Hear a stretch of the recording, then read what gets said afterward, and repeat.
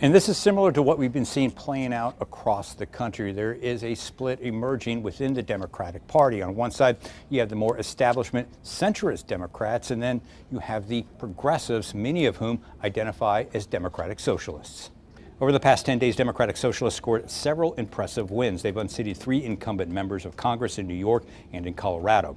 At the same time, the Tempe City Council this week swore in a Democratic Socialist, Bobby Nichols. He was backed by Bernie Sanders and had to defeat an establishment incumbent to win his seat. Now, Democratic State Senator Annalise Ortiz wants a repeat performance at the state capitol.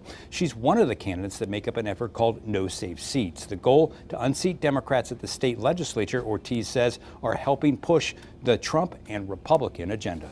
So No Safe Seats is an effort between myself and 4 other progressive, working class, first-time candidates who are working to say we're not going to accept the status quo anymore. We're not going to accept this corrupting influence of corporate money. And that was just part of my interview with Senator Ortiz. You can check it out in its entirety this Sunday on Politics Unplugged.